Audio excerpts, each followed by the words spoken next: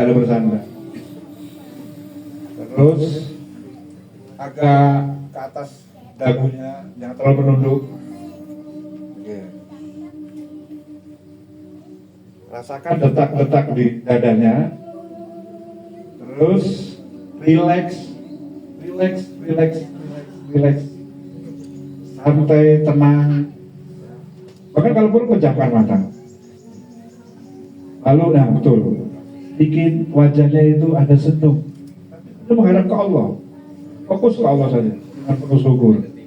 Rasakan semua yang Allah beri ini adalah bentuk tanda cintanya Allah kepada kita. Lalu terimalah, maknai itu sebagai satu kebaikan Allah yang terus mengalir, tak pernah bosan. Allah gak pernah bosan untuk ngurusi Anda. Allah gak pernah bosan untuk terus menghidupkan Anda. Bukankah nafas yang Allah titipkan ini adalah tanda cintanya Allah? Walaupun kadang-kadang nafas yang kita pakai untuk maksiat kepada Allah, walaupun nafas ini pernah kita pakai untuk berbuat dosa pada Allah, sering lalai pada Allah, tapi Allah gak pernah berhenti untuk ngurusin kita dengan sepenuh cinta. Makanya saya minta nanti rasakan betul. Sekarang sedikit pejamkan mata, lalu rasakan nafasnya pelan-pelan, naik turun, naik turun. Rasakan itu sambil Anda menghirup udara dalam hati, lafadzkan dalam hati, Allah, Allah. Lalu kemudian pada saat mengeluarkan dengan ucapkan Alhamdulillah. Allah, tarik, keluarkan Alhamdulillah. Allah, tarik, Alhamdulillah. Terus gitu, dengan tenang, dengan rileks. Sekarang rasakan nafasnya yang Anda tarik itu pelan-pelan, dengan penuh syukur. Ya Allah, kau kasih nafas ini ya Allah. Hingga hari ini hamba masih bisa ibadah padamu. Hingga hari ini hamba masih bisa bersyukur padamu. Hingga hari ini hamba masih bisa engkau takdirkan untuk sujud padamu. Walau kadang-kadang bisa menyempatkan engkau untuk hamba temui di sujud sepertiga malam. Itu pun kadang-kadang ya Allah. Hingga kadang-kadang pun hamba juga bisa mendawamkan untuk tilawah Al-Quran. Itu pun juga kadang-kadang ya Allah. Tapi bersyukur padamu. Terima kasih ya Allah. Engkau anugerahkan nafas ini. Yang nafas ini adalah nafas yang telah engkau tiupkan pada saat hamba masih dalam sulbi anak. Nafas tauhid, nafas meyakinimu, nafas menuju padamu, nafas berharap hanya padamu ya Allah. Nafas segala kelelahan ini untukmu ya Allah. Tarik lagi pelan-pelan, keluarkan Alhamdulillah. Sekarang saya mau minta pada Anda sambil terus menarik nafas pelan-pelan. Saya minta dengan Anda memejam mata, tolong ingat-ingat selama hidup momen apa yang membuat Anda begitu bahagia dan bersyukur. Mungkin 1, 2, 3 momen. Silahkan diingat-ingat itu ya, ingat-ingat apa kejadian momen dalam hidup yang membuat Bapak Ibu begitu bahagia, begitu bersyukur. Mungkin pada saat hari pernikahan pertama, pada saat anak pertama lahir, pada saat Anda di wisuda, atau pada saat semua keluarga lagi berkumpul, semuanya sehat walafiat. Bayangkan itu. Dan sekarang rasakan bahagia sambil Anda nafas dengan penuh syukur. Oke, temukan itu. Sudah dapat? Ingat? Ganggukan kepala ya semua ya, kalau sudah ingat. Sekarang rasakan bahagianya ketika ingat kejadian itu. Rasakan syukurnya dulu sambil Anda mengucapkan Alhamdulillah. Resapi betul betapa bahagianya saat itu, betapa bahagianya bersyukurnya saat itu. Dan Anda ingat-ingat, Anda tarik bahagianya, Anda alirkan ke sum-sum tulang Anda, darah Anda sekarang, tarikan nafas. Walaupun Anda lupa kejadian, tapi syukurnya tetap ambil. Bahagianya ambil tarik. Rasakan sekarang bahagianya. Dan bayangkan jika itu kejadian lagi untuk kesekian kalinya setelah ini. Mungkin Anda ke Baitullah, mungkin Anda tawaf di Masjidil Haram. Ya Allah, terima kasih. Tarik nafas pelan-pelan sambil bersyukur. Ucapkan dengan lembut, Alhamdulillah. Terima kasih Allah. Gak apa-apa kalaupun harus ada air mata yang keluar, itu air mata kesyukuran. Air mata kesyukuran. Anda senyum sampai air mata itu tak sadar itu keluar dari pipi Anda. Tapi itu adalah air mata kesyukuran. Tarik nafas pelan-pelan, Anda rasakan bahagianya. Anda bayangkan itu terjadi hari ini lagi. Ya, walaupun Anda mungkin itu terjadi beberapa tahun yang lalu, tapi Allah bisa menghadirkan kebahagiaan itu untuk sekian kalinya lagi.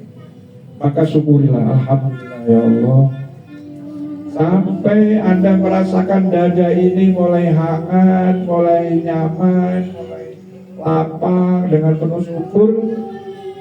Ada getaran syukurnya di dalam dada. Nah, sekarang Bapak Ibu, saya minta hadirkan rasa syukur yang dalam ini. Ikrarkan kepada Allah dalam hati, dalam lisan, ucapkan diri, ya Allah terima kasih. Saya ulangi, ya Allah terima kasih. Ulangi lagi, ucapkan dengan diri, terima kasih ya Allah.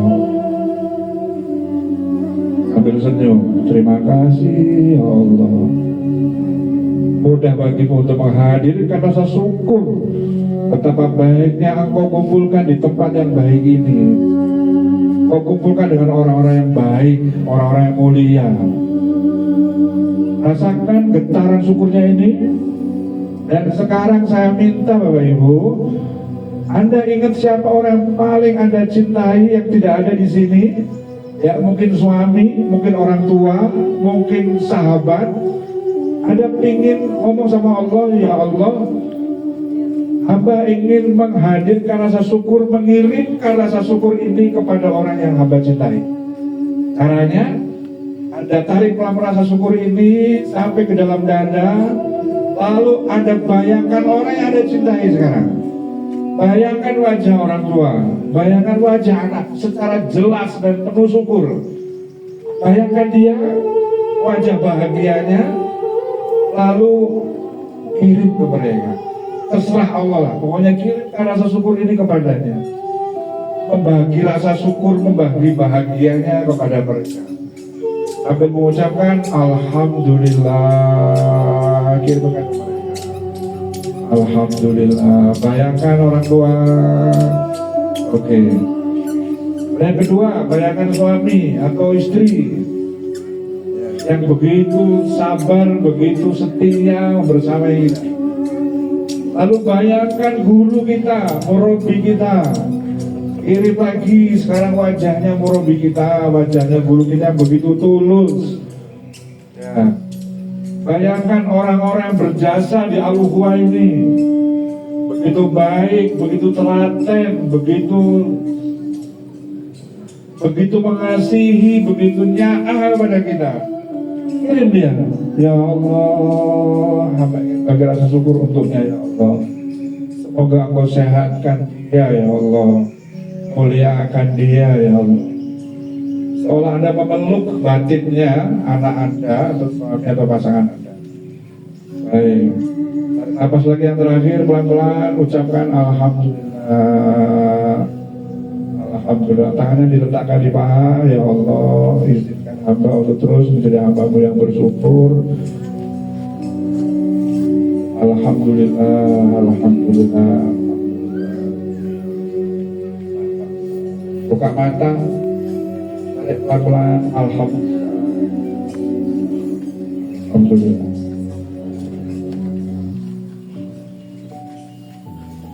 Nah, ini syukur ini luar biasa ya. Syukur ini membuka semua pintu kebaikan. Maka Makanya minal aidin wal faizin itu, kalau pengen hidupnya faiz, sukses, bahagia, berkelimpahan, yang sakit sembuh, karirnya lancar, semua yang jadi niatannya itu terwujud, jadi wujudkan sama Allah. Kuncinya syukur, kuncinya jaga hati. Nah, ibaratnya begini ya Bapak Ibu, Allah itu sangat baik, pasti sangat baik. Ya, benar nggak? Benar tidak? Oke. Allah itu sangat sayang, benar? Al-Ghaniyun Mughniyun, Maha memberikan keberlimpahan kepada hidup kita ini. Ibaratnya kalau kita minta udhuni astajib lakum, minta ini kasih. Saya itu membuktikan dalam hidup ini sampai malu sama Allah. Baru minta yang menurut ukuran kita itu mungkin nggak mungkin terjadi, tapi apa yang tidak mungkin bagi Allah? Idza arada syai'an ayaqula lahu kun fayakun. Sampai yang terakhir ini tahadus binikmah ya, saya itu nggak membayangkan. Waktu kemarin tahun yang lalu ini tahadus binikmah, bersyukur salah satunya saja, yang nggak mungkin itu terjadi. Waktu kemarin saya 2024, karena ada teman punya perusahaan di Surabaya meminta saya untuk jadi guide ya, mutawif haji tahun 2024 yang lalu, karena dia punya perusahaan travel untuk haji Proda begitulah ya, Proda 300 juta ke atas, itu nggak punya pemimpin. Tahu-tahu Ramadan kayak gini habis lebaran, telepon Ustaz minta paspor, hanya untuk saya diminta pegang jamaah itu gratis, berangkat. Apa yang tidak mungkin kalau Allah berkehendak ya? Sampai di sana saya merasa sendirian. Jamaah yang saya bawa itu pada bawa istri, bawa suami, bawa istri. Habis saya jamarot terakhir, saya sampai nangis itu, ya Allah izinkan saya bisa haji lagi, tapi sama istri ya Allah. Saya nggak tahu caranya bagaimana. Itu sudah nafar sani di Mina, jamarot terakhir, meledak nangis saya. Izinkan ya Rabb sebelum saya wafat atau dalam hidup hamba ya Rabb bisa mengajak ke sini istri saya. Karena saya berkali-kali istri di rumah terus. Teringat gitu kan wajah istri yang begitu sabar segala macam. Saya langitkan doa itu. Jadi saya pulang dari haji kemarin September. Tidak belum pernah daftar haji kan harus 20 tahun, 30 tahun kan. Udah gak ada duitnya untuk daftar kan, 25 juta. Tapi kalau mau hadir kan hadir. Saya September, November ternyata dapat tugas untuk menjadi pembimbing haji Kementerian Agama tahun 2025 ini. Tes, lulus, jadi pembimbing kloter. Jadi disumbangin nanti tanggal 10 Mei, tanggal 17 Mei dan 27 Mei. Nah saya yang 10 Mei jadi petugas kloter, pakai seragam. Dan ternyata kalau saya sendiri kan nggak mungkin kan, masih sendiri. Alhamdulillah istri juga kebawa ikut jadi pembimbing KBYA. Jadi tidak ada yang tidak mungkin. Allah itu maha kaya. Uniknya Ibu, Allah itu maha kaya dan dermawan. Kaya, udah mah kaya, gampang ngasih gitu. Gampang ngasih. Gampang ngabulin. Bener nggak? Yakin nggak sampai di sini? Sekarang kalau kita tinggal di suatu kompleks perumahan, punya tetangga itu kaya raya, terus gampang ngasih. Seneng nggak kira-kira? Seneng nggak sih? Bahagia nggak? Halo? Nggak punya tetangga, kaya, udah mah kaya, hartanya 7 misalnya, duitnya triliunan, mobilnya itu banyak, sepeda motornya banyak juga dia senang ngasih kepada tetangganya. Ada jadi tetangga itu senang nggak? Nah. Yang repot kan kalau ada tetangga kaya tapi pelit, kaya tapi dia kaya tapi nggak mau ngasih, atau sebaliknya dia senang ngasih tapi miskin, misalnya gitu. Seneng ngasih sih, Supaya dia nggak punya apa-apa. Oh, apa yang dikasih? Iya kan? Nah ini sudah makaya. Terus seneng nggak kira-kira? Seneng tidak? Yakin nggak pasti ada kecipratannya kan? Nah Allah kayak gitu. Allah itu udah makaya, geniun, udah masih ngasih. Jadi kalau Allah begitu kaya, begitu mudah ngasih, terus kok kita ini kok repot hidupnya, hesek, ruwet, apalagi rumit, rezekinya susah, nah itu ada yang salah. Ada yang salah. Ibarat kayak hujan begini, misalnya kita tinggali begini, terus hujan lebat, rezeki dan anugerah Allah itu kayak hujan yang deras. Aku kalau kita itu keluar nggak dapat bahasa-bahasanya, ya kan? Benar nggak? Pasti dapat bahasa-bahasa. Dan kalau pengen dapat, bisa ada bawa air yang sebanyak-banyaknya. Caranya gimana? Nah, sekarang ada. Wadahnya, ada bawa wadahnya apa kira-kira supaya dapat air banyak? Karena ini gerojok, kok guyur deras gitu loh, anugerah Allah, rahmati wa fadlihi itu perlu luar biasa dalam hidup. Bawa apa kira-kira? Kong yang sebalong ini kan? Masalahnya, ini saya mau jelaskan. Masalahnya ada orang yang bawa wadah, ya, motong, motoran, mau apapun, tapi Anda keluar dan hujan itu tetap deras, Anda nggak dapat. Kenapa? Ternyata tornya masih ketutup. Kan? Mau segede apapun dapat nggak air? Supaya bisa nampung banyak-banyak air, caranya gimana tornya? Dibuka. Paham ya sini? Jadi tidak ada kerjaan lain kalau Allah berikan banyak limpahan rezeki, keberkahan, keberlimpahan, kecuali apa? Buka tuh. Salah satu ilmu untuk membuka tutup ini, ya, ini ilmu diteliti oleh banyak orang. Namanya forgiveness. Apa namanya? Apa itu? Apa itu? Memaafkan. Selama Anda dalam hidup masih ngunci ke seseorang, gak mau melepas itu dendam, marah dan kecewa, Anda gak akan kebuka itu. Jangan-jangan yang kita sering sakit, pinggang sakit, asam lambung, karena sebulan saja asam lambung, terutama mama, itu karena apa? Akar emosi dari asam lambung itu, tahu nggak? Bukan sekedar soal fisik, ada akar emosional. Salah satunya adalah memendam rasa kecewa pada pasangan. Nah, efeknya nanti ke asam lambung, sampai di M nanti. Jadi kuncinya apa? Memaafkan. Melepas segala belenggu hati, melepas segala bentuk kekecewaan, apapun yang mengganjal itu di-clearing, dilepas, di-letting go, dilepas loh, bukan dilupakan ya, tapi dilepas. Kenapa Pak Ustadz kok nggak boleh? Kan saya nggak apa-apa lah, saya lupakan saja. Soalnya semakin Anda melupakan, semakin ingat nanti.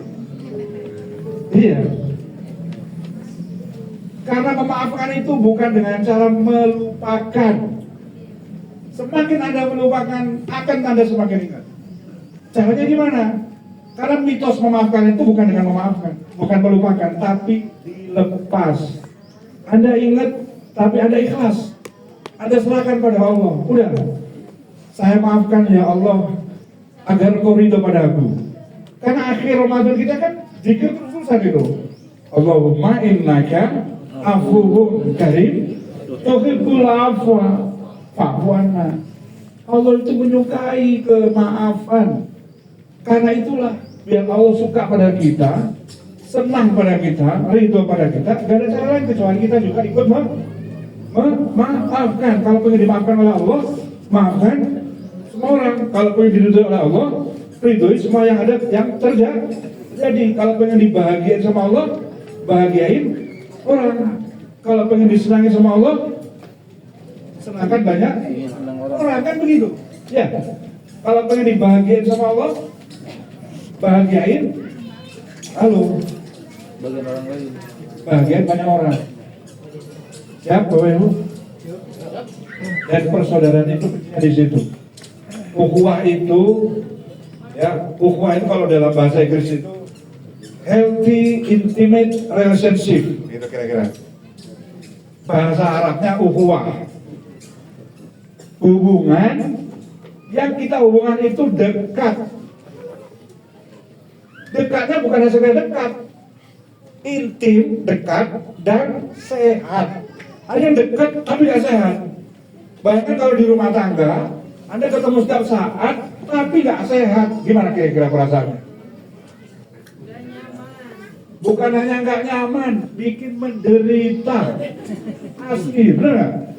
Karena sumber penderitaan terdalam dalam hidup itu berawal dari rumah tangga, dari keluarga. Begitu juga sumber kebahagiaan tertinggi itu berawal dari keluarga. Jadi kalau kita pengen hidupnya bahagia, untuk jadi pendidikan kita bermartabat, Anda harus bahagia. Dan untuk bahagia itu, rahasianya harus punya healthy intimate relationship, hubungan yang kalau kita punya hubungan itu dekat gitu. Saya mau nanya nih, jujur, ada nggak ustazah punya selain suami istri ya? Karena suami istri juga belum tentu. Teman di al-ukhuwah yang betul-betul merasa sangat dekat seperti keluarga. Ada banyak. Jadi gini ya, ada satu survei penelitian beberapa tahun kemarin itu diteliti di Amerika. Itu rata-rata orang kalau disurvei punya hubungan intim dekat sama orang itu 1:1. 10 tahun yang lalu itu 5:1. Jadi kita ini punya orang yang dekat banget itu 5. Kira-kira 10-20 tahun yang lalu. 30-40 tahun yang lalu itu banyak yang kita dekat-dekat. Ada uang yang begitu dekat, ada saudara, teman di tetangga, di kampung itu dekat. Dekat itu gini loh. Kalau misalnya bunda-bunda, saya masak bubur kacang, terus nggak ada daun apa itu? Dan pandan. Itu langsung telepon, dan pandan ada di rumah. Atau kalau misalnya Anda masak, tahu nasinya habis, ada nasi di rumah. Itu sampai intim kayak gitu. Sampai kalau ada masalah tengah malam, jam 12 malam, ada apa-apa, anak-anak sakit, itu gak pakai telepon orang itu. Gak canggung, gak kagok, karena sudah kayak saudara. Ukhuwah itu kan dari akun saudara. Nah, yang sampai kayak intim kayak tadi itu, itu baru namanya intim. Baru namanya saudara. Ada di al-ukhuwah? Kalau di Indonesia, di kita sudah masih banyak. Kalau di luar negeri sana sudah. Kadang-kadang satu orang nggak punya hubungan lain sama siapapun. Mau telepon siapa kagok, nggak kenal, atau malu, atau apapun. Tapi kalau kita insya Allah, karena kebahagiaan itu ketika kita punya hubungan yang sangat dekat, yang membuat kita itu punya motivasi. Ada satu penelitian di Gallup Institution di Amerika itu yang bikin tempat kerja kita jadi aman, nyaman, dan betah. Itu kuncinya dia punya BFF, best friend forever.